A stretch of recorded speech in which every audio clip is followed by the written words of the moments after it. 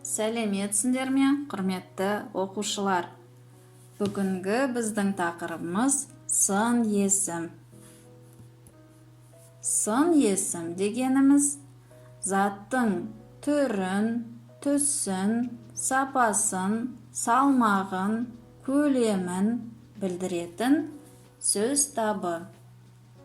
Сын есімнің сұрақтары қандай, қай? Сын есім бізді қоршаған ортаның барлығында кездеседі. Мысал ретінде біздің астанамыз Нұр-Сұлтан қаласын алып, қанша сын есім қолдануға болатынын көрейік. Нұр-Сұлтан қаласы қандай? Нұр-Сұлтан қаласы әдемі, әсем, сұлу, тағы да басқа көптеген сын есімдерді қолдануға болады. Ары қарай суретте біз не көріп тұрмыз? Бәйтеректі көріп тұрмыз. Бәйтерек бізде қандай, қалай сипаттауға болады? Бәйтерек бізде үлкен, жарық, керемет, тағы да көптеген сын есімдерді қолдануға болады. Келесі біз сіздермен ғимараттарды көріп тұрмыз. Ғимараттар қандай? Зәулім, қандай? Ғажайып, қандай? Биік. Осы сияқты сын есімдерді біз сіздермен қалаларды, жануарларды, адамзатты, түр, түсті сипаттаған кезде қолданады екенбіз. Сын есім тұлғасына қарай негізгі және туынды болады. Негізгі сын есім түбір сын есім. Мысалы, сары, таза, тәтті, терең, тағы да басқа. Туынды сын есім жұрнақ жалғану арқылы жасалған сын есім. Мысалы, көшпелі, оқымысты, тағы да басқа. Құрамына қарай сын есімдер дара және күрделі болады. Дара сын есімдер бір ғана сын есімнің сындық белгіні білдіруі. Ақ, бойшаң, жасыл, тағы да басқа. Күрделі сын есімдер тіркескен және қосарланған сын есімнің сындық белгіні білдіруі. Мысалы, ақ киімді, қара торы. Ары қарай мағынасына қарай сын есімдер сапалық және қатыстық болады. Сапалық сын есімдер сындық белгіні анықтайтын төл сын есімдер. Сұр, қызылдау, үлкен. Қатыстық сын есімдер басқа сөз таптарынан жасалған туынды сын есімдер. Бойшаң, өнерлі. Туынды сын есім жасайтын жұрнақтар. Есім сөздерден сын есім жасайтын және етістіктен сын есім жасайтын болып екіге бөлінеді. Есім сөздерден сын есім жасайтын жұрнақтар. Л, Л, Д, Д, Т, Т. Мысалы, далалы, орманды. Сыз, сіз, баласыз. Г, Г, Қ, К. Жазғы, ішкі. Лық, лік, тық, тік, дық, дік. балалық. Шыл, шіл, кекшіл. Шаң, шең, бойшаң. Дай, дей, тай, тей, тастай, судай. Қой, қор, паз, кер, гер. Сән қой, әуес қой. И, тарихи, қазақы. Етістіктен сын есім жасайтын жұрнақтар. Ғақ, гек, қақ, кек, ақ, ек. Жабысқақ, үркек. Ық, үк, к, қ. Ашық, асқақ. Ғыш, гіш, қыш, кіш. Білгіш, айтқыш. Ғыр, гір, қыр, кір. Тапқыр, алғыр. Шақ, шек, ұялшақ. Үнді, інді, үнді, үнді. Асыранды, үйінді. Малы, мелі, палы, пелі, балы, белі. Созбалы, аспалы. Ымды, імді, ымды, імді. Шыдамды. Аған, еген, қабаған. Улы, улі, үлулі, асулы. Ма, ме, ба, бе, па, пе. Қызба, бөспе. Ыңқы, інкі, ұңқы, үңкі. Басыңқы, көтеріңкі. Сын есімнің шырайлары. Екі заттың сын сипатының бір-бірінен артық немесе кем екенін көрсету үшін шырай қолданылады. Шырайдың түрлері қандай екен? Бірінші, күшейтпелі шырай, жай шырай, салыстырмалы шырай және асырмалы шырай. Жай шырай шырай түрлерінің бәріне негіз болады. Оның арнайы грамматикалық көрсеткіштері, қосымшалары болмайды. Ол түбір күйінде қолданылады. Салыстырмалы шырай. Бір заттың сындық белгісін екінші затпен салыстырғанда кем не артық екенін білдіретін шырайдың түрі. Салыстырмалы шырайдың жасалуы. Ырақ, ірек, рақ, рек. Мысалы, кішірек. Лау, леу, дау, деу, тау, теу. Ақтау. Қыл, ғыл, қылт, ғылт, ғылтым. Сұрғылтым. Аң, шыл, шіл, қай, ғыш, шілтім, ілдір, ша, ше. Ақшыл, бозаң. Күшейтпелі шырай. Белгілі бір сындық белгінің бір нәрседен өте артық не өте кем екенін білдіретін шырайдың түрі. Ол сын есімнің алдынан күшейткіш буынның қосылуы арқылы жасалады. Мысалы, сап-сары, қып-қызыл, қап-қара, тағы да басқа. Ескерту. Ақ, көк сөздерінің күшейтпелі шырай түрі аппақ, көкпеңбек болады. Асырмалы шырай.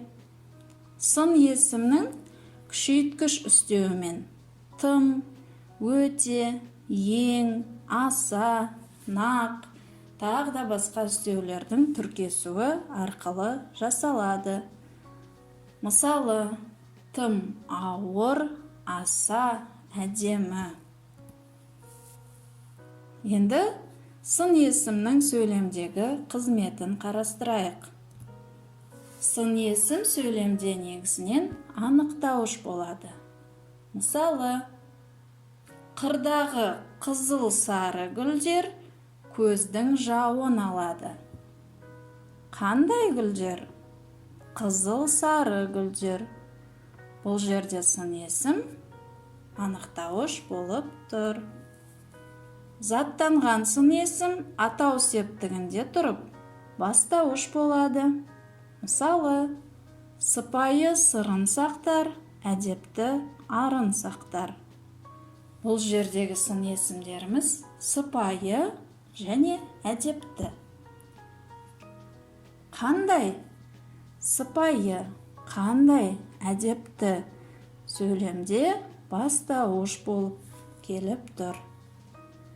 Заттанған сын есім септеліп, толықтауыш болады.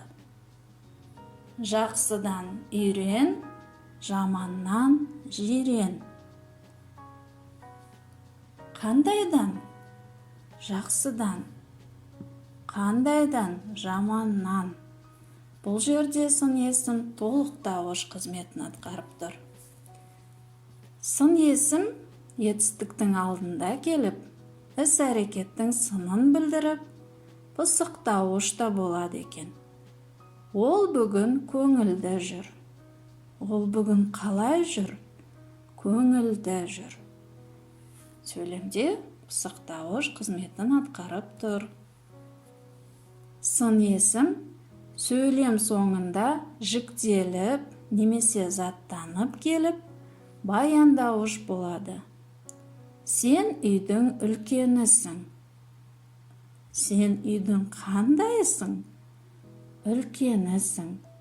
Бұл жерде сөйлемнің соңында келіп, баяндауыш қызметін атқарып тұр. Сын есім өзінің сындық мағынасын сақтап, оның үстіне заттық мағынаға да ие бола алады. Және сөйлемде зат есім қызметін атқарады. Оны сын есімнің заттануы немесе субстантивтенуі деп атаймыз. Мысалы, күштімен алыспа, үлкенді сыйла. Бұл жерде күштімен және үлкенді. Енді балалар, біз сіздермен тапсырмалар орындайық. Бірінші тапсырмаға назар аударайық. Мына сөздер мен жұрнақтардан қатыстық сын есім жаса деген. Бірінші бағанда сөздер берілген. Екінші бағанда жұрнақтар берілген. Үшінші бағанда осы сөздер мен жұрнақтар қосылғанда шығатын сын есімдер берілген. Олай болса қарайық. Біл сөзі үмді жұрнағымен жалғанып, білімді деген қатыстық сын есім шығады екен. Келесі тап сөзі қыр жұрнағымен жалғанып, тапқыр сөзі шығады. Бас сөзі ыңқы жұрнағымен жалғанып, басыңқы деген сөз шығады. Ақыл сөзі д жұрнағымен жалғанып, ақылды деген қатыстық сын есім жасалып тұр. Қаш сөзі аған деген жұрнақпен жалғанып, қашаған деген сөз шығады. Бой сөзі шаң деген жұрнақпен жалғанып, бойшаң деген қатыстық сын есім тұр. Сөз деген сөз шең жұрнағымен жалғанып, сөз шең деген қатыстық сын есім жасалады екен. Келесі тапсырма. Сөз жұмбақ. Сөз жұмбақты шешейік. Бірінші, ақ сөзінен салыстырмалы шырай жаса. Салыстырмалы шырайды есімізге түсірейік. Ойланайық. Ақшыл сөзі шығады екен. Екінші сұрағымыз, заттың сынының әркелкі дәрежесін білдіретін сын есім түрі. Ойланайық. Заттың сынының әркелкі дәрежесін білдіретін сын есім түрі. Ол шырай екен. Үшінші, ажарлы сөзінің синонимін табайық. Синонимді сіздер білесіздер. Ажарлы сөзіне қандай синоним табуға болады? Ажарлы сөзі райлы деуге болады екен. Келесі төртінші сұрақ. Жап-жарық сөзінен жай шырай жаса деген. Жап-жарық сөзінен жай шырай. Ол бізде жарық деген сөз болады екен. Және соңғы бесінші сұрағымыз, бойы ұзын адам. Бойы ұзын адамды біз қалай атаймыз? Бойшаң деп атаймыз. Өте жақсы. Келесі тапсырмамызға көшейік.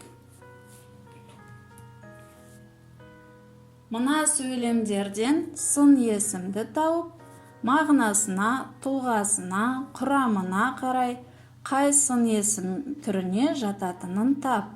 Сөйлем мүшесінің қай түріне жататынын ата деген. Бұл тапсырмада біз сіздермен сөйлем мүшесін тауып көрейік. Бірінші сөйлем. Үйдің ауласындағы заттар ұқыпты жиналыпты. Қалай жиналыпты? Ұқыпты жиналыпты. Бұл жердегі сын есіміміз ұқыпты. Сөйлемде пысықтауыш қызметін атқарып тұр. Екінші, жақсымен жолдас болсаң, жетерсің мұратқа. Жаманмен жолдас болсаң, қаларсың ұятқа. Бұл жерде жақсымен, жаманмен деген екі сын есіміміз бар екен. Сөйлемде толықтауыш қызметін атқарып тұр екен. Туған жер, сен неткен көріктісің. Үшінші сөйлеміміз. Бұл жерде бізде көріктісің деген сын есім бар. Көріктісің сын есімі сөйлемнің соңында келіп, баяндауыш қызметін атқарып тұр екен. Төртінші сөйлемге назар аударайық. Сөйлеушің судай есілген, тыңдаушың бордай есілген. Бұл сөйлемде судай, бордай деген сын есімдер анықтауыш қызметін атқарып тұр. Бесінші сөйлем. Бүп-биік тау шыңы көгілдір аспанмен тілдесіп тұрғандай. Бұл жердегі сын есімдер бүп-биік және көгілдір. Бүп-биік сын есімі күшейтпелі шырайда тұрып, анықтауыш қызметін атқарып тұр. Көгілдір қандай аспанмен? Сын есім анықтауыш қызметін атқарып тұр екен. Ары қарай үй жұмысына сіздерге тест тапсырмалары берілген. Сол тест тапсырмаларын Платонус арқылы өздеріңізге жүктеп, орындап тапсырмаларыңызды жібересіздер. Назарларыңызға рахмет. Сабақ түсінікті болды деп ойлаймын. Сау болыңыздар.